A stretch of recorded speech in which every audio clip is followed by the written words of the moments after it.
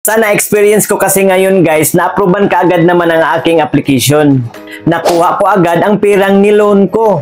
At buo ko pa itong natanggap, walang bawas kahit piso. Hi guys, magandang araw po. This is Melvin once again and welcome back to my YouTube channel. Maganda naman pala utangan itong kasalo guys. At yan po ang i-review ko sa inyo ngayon for today's video. Alam kong marami na pong nakapag-loan dito. Hindi na po kasi ito bago eh. 2018 pa po ito ni-launch. Sana experience ko kasi ngayon guys, na-approvean kaagad naman ang aking application. Nakuha ko agad ang pirang niloan ko. At buo ko pa itong natanggap, walang bawas kahit piso. Maliit nga lang ang halaga na in-approve sa akin guys. Pero okay lang po yan, first time ko pa lang naman. Mas mai-recommend ko po ito sa inyo guys. Kaysa sa mga naglalabasang mga online lending ngayon na tayo lang ang pinipirahan. 0.28% lang po ang interest rate per day dito sa kasalo guys. May service fee po dito pero maliit lang naman ang halaga. At may insurance pa na payable to Coco Life. 14 days nga lang po ang loan term dito sa umpisa. Kaya sundan nyo lang po at tapusin ang video ito guys dahil ipapakita ko po sa inyo ang buong detalye ng cash loan app na ito. Bigyan ko rin po kayo ng idea kung paano mag-apply dito. Disclaimer lang po, ang video ito hindi po sponsored ng cash loan app na ito guys ha. Hindi rin po ako expert sa anumang online lending application system. Kaya kung may mga system error na po sa inyong mga application, makikipag-ugnay kaagad kayo sa mga customer service reps ng online lending company. So, let's go! But before that, kung bago ka pa lang po sa aking YouTube channel at sa mga di pa nakasubscribe, pakiclick mo yung subscribe button na nasa baba at pakihit yung notification bell para ma-notify po kayo sa tuwing may bago na naman akong mga online reviews, mga online lending reviews na i-upload sa aking channel. Maraming salamat po. So, let's start! Ito, panoorin nyo.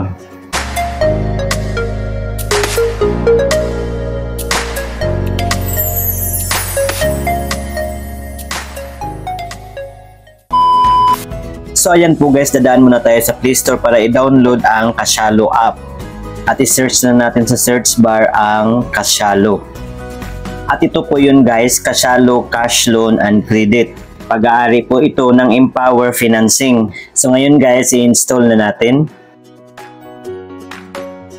At ayan po, installed na po siya. So ngayon, i-open na natin.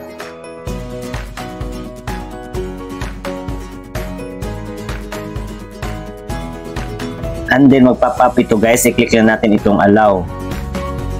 At ayan po guys, may nakalagay na pong loanable amount mula 1,000 pesos hanggang 25,000 pesos. So ngayon, i-click na natin itong apply now.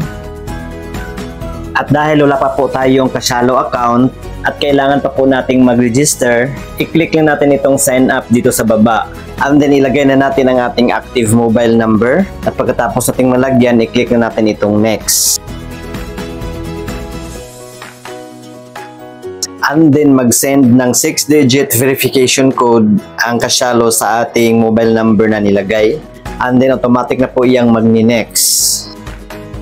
So ito na po yung paggawa ng account natin guys. Kailangan natin ilagay ang ating email address.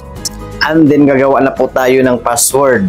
At ang password na gagawin natin guys ay kailangan at least 6 characters. At kailangan raw may isang litra, may isang numero, at isang special character. So ito po yung sample ng password guys. June *0602. At pagkatapos natin makagawa guys, i-click na natin itong submit.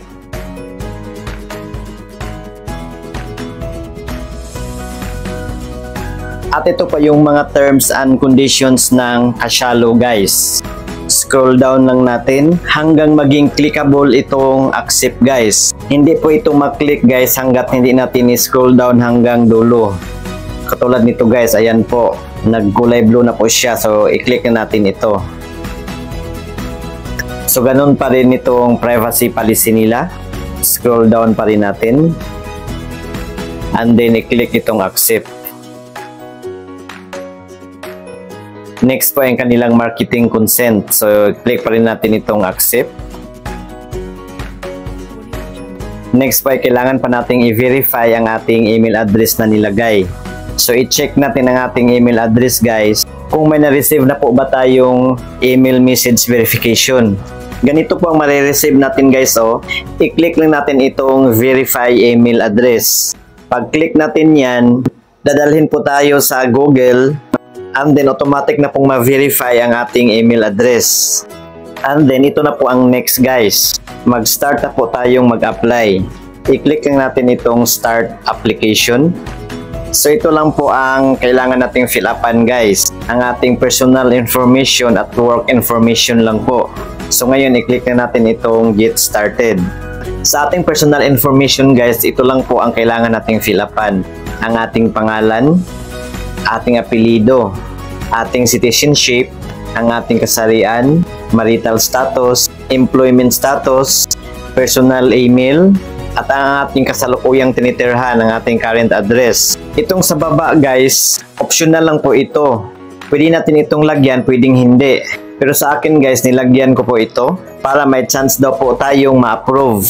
So ang hiningi na dito guys ay ang ating mother's maiden name o kumpletong pangalan ng ating mother sa dalaga pa. Next po ay ang ating educational attainment, kung ano po ang natapos natin sa pag-aaral. Next po ay magkano raw ang ating monthly income sa ating buong pamilya. Next po ay ang ating secondary mobile number. At pagkatapos natin ma-fill upan yan guys, ay i-click natin itong submit. Next po ay ito na po ang ating work information. Gusto nilang malaman kung anong pangalan ng ating pinagtatrabahuan, ang ating company name, at ang ating gross monthly salary. Kasama na raw rito ang ating mga extra income. So 24,000 pesos yung nilagay ko dito guys, para for sure na ma-approve. At dito sa baba guys ay optional lang daw ito. Pwede rin natin lagyan, pwede rin hindi. Tulad po nitong select start date, at itong payday 1 date, at payday 2 date. So nilagyan ko pa rin ito guys para for sure na ma-approve. At pagkatapos kong na-fill upan ito, pinindot ko na itong submit. At ito na po yung next guys, get verified. So kailangan na po tayong mag-upload ng ating valid ID at mag-facial recognition or mag-selfie. So i-click na natin itong get started guys. And then i-click natin itong begin verifying. So ito po yung mga valid ID na tinatanggap ng Kasalo guys. Driver's license, TIN ID, PhilSys ID, passport, SSS ID, and UMID ID. At may note na nakalagay dito sa taas guys. Currently, we do not accept e-fail IDs. Please use one of the options below. So, hindi daw sila tumatanggap ng e-fail ID guys sa kasalukuyan. So nga, available sa akin dito guys ay itong aking driver's license. And then, click ko na itong allow. And then, kapag mag-pop up ito, i-click lang natin itong okay. Sa harap at likod ng ating ID ang ating pipicturan guys ha. At pagkatapos niyan, ito na po yung next. Pipicturan na po natin ang ating mukha. At ito po yung instructions guys sa pag-selfie. Kailangan raw na ang ating mukha ay nasa center ng camera. Lingon tayo saglit pakaliwa at lingon din saglit pakanan. I-make sure daw natin ang ating mata ay nakabukas. So ngayon, i-click na natin itong get started. And then mag-processing po yan ang ating selfie. At ayan po, congratulations, you're done. Thanks for verifying your identity. So, i-click na natin itong done guys.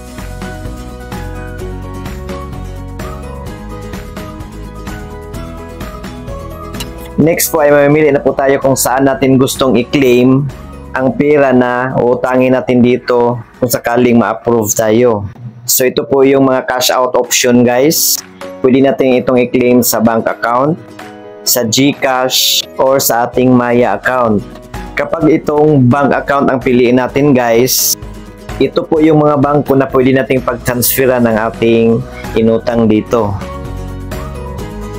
At dito naman sa GCash at Maya guys, kapag ito po ang ating pipiliin, kailangan raw ng ating GCash account phone number or ang ating Maya account phone number ay match daw po sa phone number na ginamit natin sa pag-create ng account dito sa Kasalo. Katulad nito guys, hindi na po yan pwede palitan. So kailangan na ang phone number na i-register natin dito sa Kasalo ay yan na po ang ating GCash number or ang ating Maya number. So, ang nangyari sa akin guys, ay hindi po ang aking GCash number ang aking na-register dito. So, no choice ako guys na bank account na lang ang pipiliin ko. sa aking bank account ko na lang ika-cash out yung pera kung sakaling ma-approve ako dito. At ayan po ang pinili ko pong bangko dito guys ay ang aking C-Bank account. And then nilagay ko ang account number dito sa baba. At pagkatapos kong nalagyan, pinindot ko na itong add. And then kailangan pa natin lagyan itong loan purpose. At may pagpipilian pa po tayo dito. So dahil wala po dito sa nabanggit ang aking loan purpose, itong other ang pinili ko. And then pindutin na natin itong next.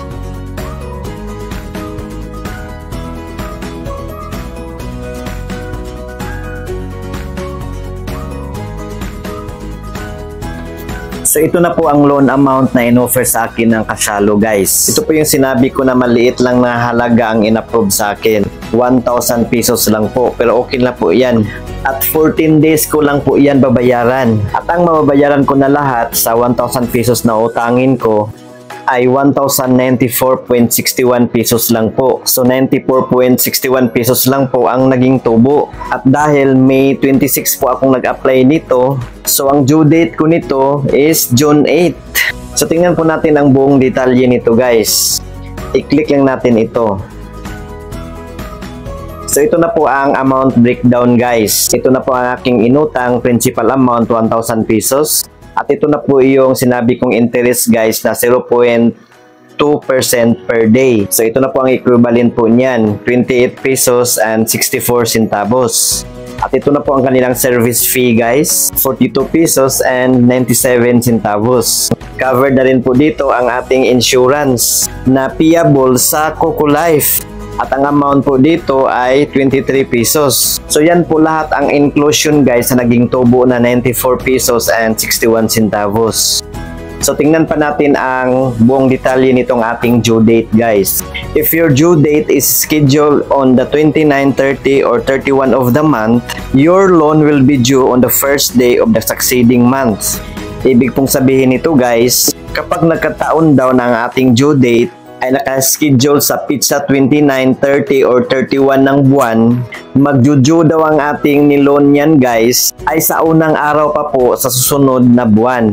Halimbawa po, nagkataon ang aking due date ay May 29, pagka June 1 pa raw po magjuju ang aking niloan. So ganun po yun guys. So i-click na natin itong I understand.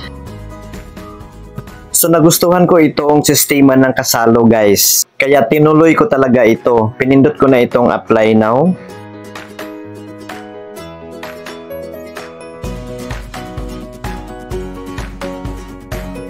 And then ito po ang kanilang product information guys.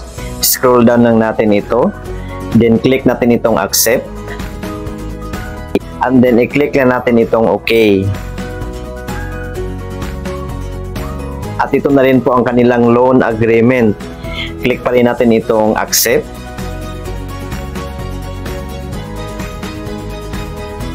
At may loan promissory note po sila guys. Kung ano po yung nakalagay sa mga loan details nila, ay nakalagay din po dito sa promissory note. So ngayon, kailangan na natin i-accept ito. And then mag-send pa ng 4-digit code ang Casalo sa ating mobile number na inirehistro dito. At ayan po guys, application submitted na po. At wala pang isang minuto guys ay pumasok na po sa aking C-Bank account ang buong 1,000 pesos. At pag pindot ko nitong done, ay ito na po ang nakalagay sa aking dashboard. May balance na po akong nakalagay na 1,094.61 pesos. At one-time payment lang daw po ito guys. Ibig pong sabihin, isang bayaran lang po ito. At nakalagay na po dito ang due date, June 8. At ang total amount. At itong may kulay green guys, ito po yung countdown. So abangan nyo lang po ang iba ko pang review nitong Casalo guys. Kung paano ko po ito binayaran at kung magkano po ang i-offer sa akin sa aking pangalawang business na pag-loan dito. So yun lang po guys. And that's all for today guys. Sana may natutunan po kayo sa review na ito. Paki-like and share na lang po sa video ito guys para ma-aware din po ang iba. At para sa iba pa pong mga katanungan, pakisulat lang po inyong mga tanong dyan po sa comment section sa baba. So yun lamang po guys. Maraming salamat sa panonood. See you again sa next kong mga review. Goodbye. God bless us all.